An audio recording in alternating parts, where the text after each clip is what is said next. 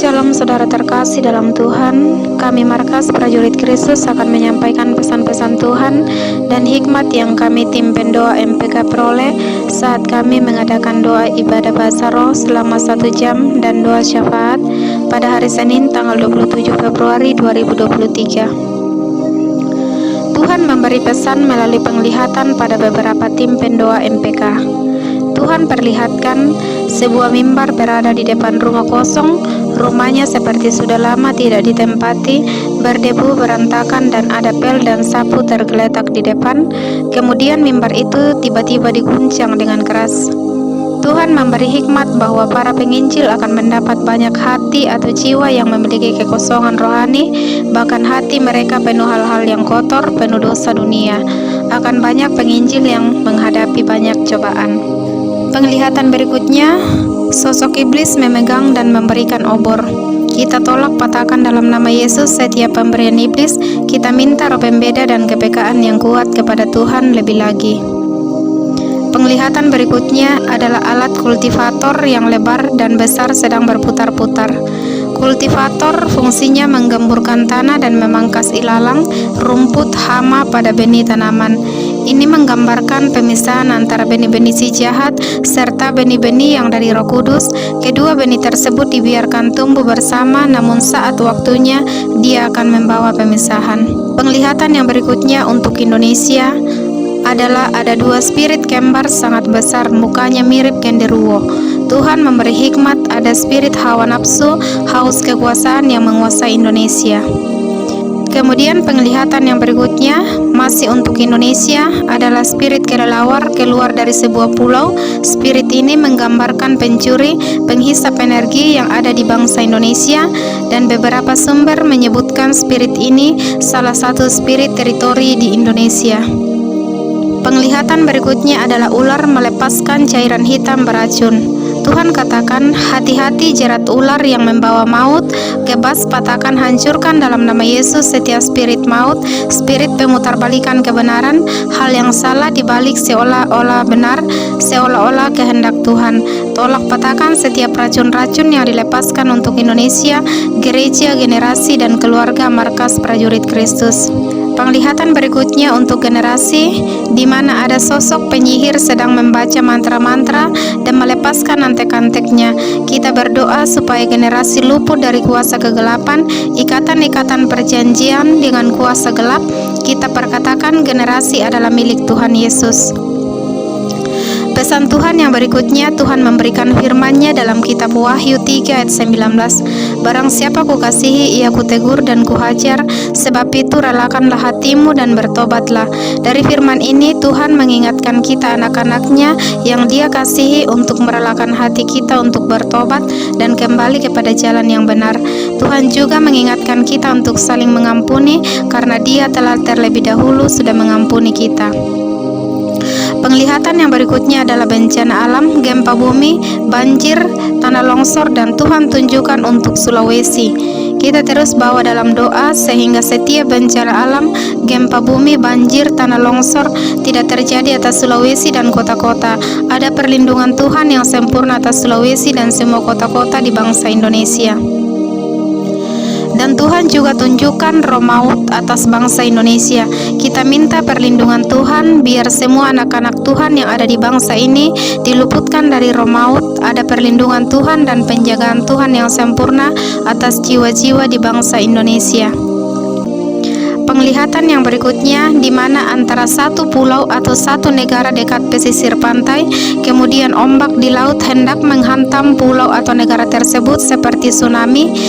Kita terus minta perlindungan Tuhan biar setiap pulau-pulau atau negara yang dekat pesisir pantai ada perlindungan Tuhan yang sempurna.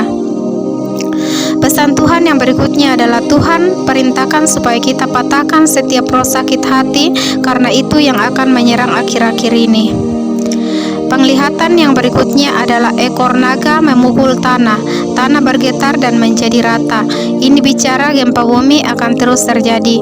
Kita terus minta perlindungan Tuhan atas bangsa kita Indonesia.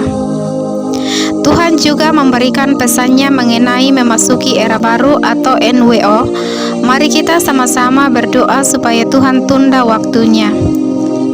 Tuhan juga memberikan firman-Nya dalam Efesus 6 ayat 11, "Kenakanlah seluruh perlengkapan senjata Allah, supaya kamu dapat bertahan melawan tipu muslihat iblis." Dari firman ini, Tuhan mengingatkan kita untuk terus memperlengkapi diri kita dengan senjata Allah, sehingga kita dapat bertahan dan melawan setiap tipu muslihat iblis yang banyak menyerang akhir-akhir ini. Tuhan juga mengingatkan kita untuk terus hati-hati dengan roh penyesat yang sudah banyak pada saat ini. Kita minta roh pembeda lebih lagi.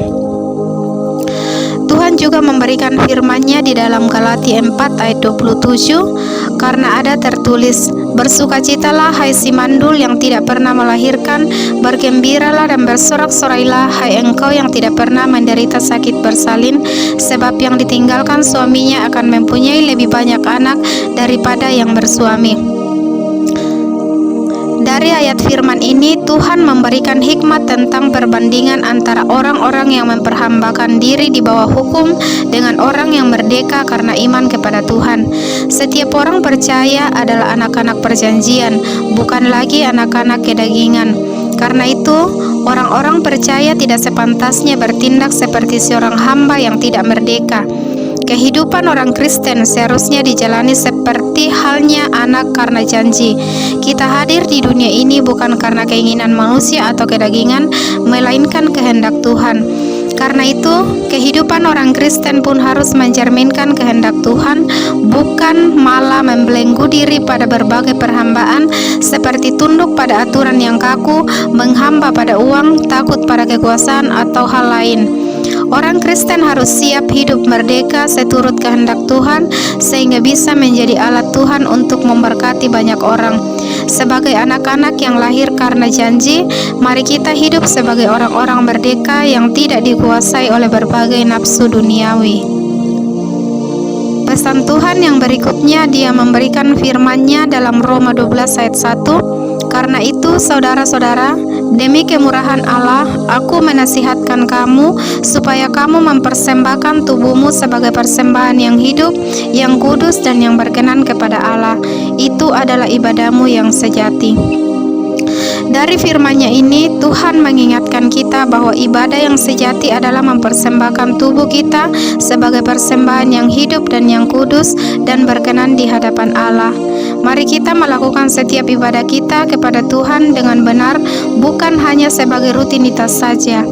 Dan Tuhan juga berpesan bahwa yang Dia kehendaki ialah belas kasihan. Pesan Tuhan yang berikutnya adalah untuk generasi, di mana Tuhan memperlihatkan seekor anak anjing sedang menggoyang-goyangkan ekornya.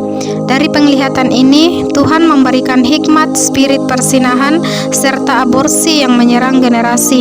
Kebas patahkan dalam nama Yesus. Penglihatan yang berikutnya adalah penglihatan yang Tuhan sampaikan lewat saya sendiri pada saat ibadah bahasa roh berlangsung, di mana Tuhan langsung memperlihatkan saya kota Papua. Dan Tuhan katakan bahwa saat ini roh Kain yang sedang menguasai Papua, di mana kita bisa lihat di dalam Alkitab bahwa Kain adalah pembunuh, di mana ia membunuh saudaranya.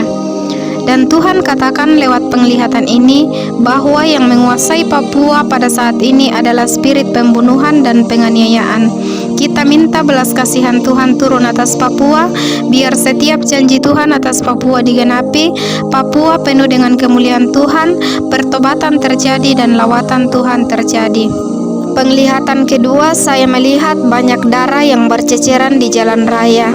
Ini menyangkut tentang kecelakaan kendaraan roda 2 maupun roda 4, dan banyak juga kecelakaan tunggal. Dan pesan Tuhan lewat semua ini bahwa kita harus mengurapi setiap keluarga kita, kendaraan kita dengan minyak urapan dan anggur sebagai lambang darah Yesus.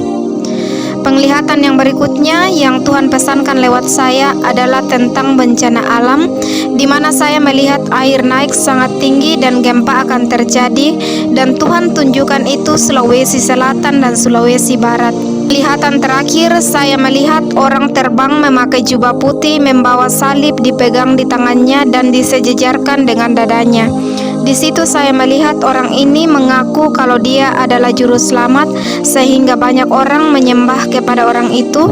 Dan Tuhan pesankan kepada kita semua untuk berpegang teguh pada firman-Nya, karena lewat firman-Nya itu kita bisa membedakan mana juru selamat yang asli dan mana juru selamat yang palsu. Kedepan ini akan ada yang menyamar sebagai sang juru selamat, bahkan mereka akan tunjukkan kuasanya dengan mengadakan berbagai tanda-tanda mujizat dan mengaku sebagai juru selamat, tetapi itu roh kegelapan yang menyamar. Demikianlah saudaraku terkasih di dalam Tuhan, penglihatan juga pesan Tuhan yang dari Tuhan Yesus Kristus.